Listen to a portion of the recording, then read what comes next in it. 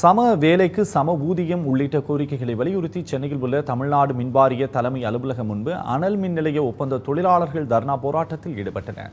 சென்னை அண்ணா சாலையில் உள்ள தமிழ்நாடு மின்வாரிய தலைமை அலுவலகம் முன்பு அனல் மின் நிலைய ஒப்பந்த தொழிலாளர்கள் இந்த போராட்டத்தை நடத்தினர்.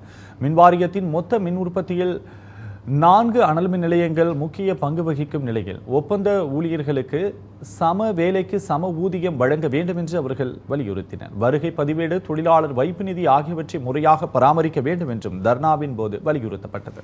சம வேலைக்கு சம ஊதியம் வழங்க வேண்டும், வருங்கால வைப்பு நிதி தனிநபர்களுக்கு பிடிக்க வேண்டும், வருகை பதிவேடு பராமரிக்க வேண்டும், அவர்களுக்கு சட்டத்தில் சொல்லப்பட்ட சலுகைகளை வழங்கிட வேண்டும், அவர் மிகுதி நேரமாக பணியாற்றினால் அதற்குண்டான மிகுதி நேர சம்பளம் என்பது அவர்களுக்கு வழங்க வேண்டும் என்பன போன்ற கோரிக்கைகளை வைத்து தொடர்ச்சியாக பல இயக்கங்களை நடத்தினோம். அதனுடைய ஒரு கட்டமாகத்தான் இன்றைக்கு மின்வாரியத்தையும் தமிழக அரசினுடைய கவனத்தை ஈர்க்கின்ற வகையில் இந்த ஆர்ப்பாட்டம் என்பது இங்கு நடைபெற்றுக் கொண்டிருக்கின்றது. மின்சார வாரியமும் தமிழக அரசும் அவர்களுடைய குறைந்தபட்ச கோரிக்கைகளை தீர்த்து வைக்க வேண்டும் என கேட்டுக்கொள்கிறேன்.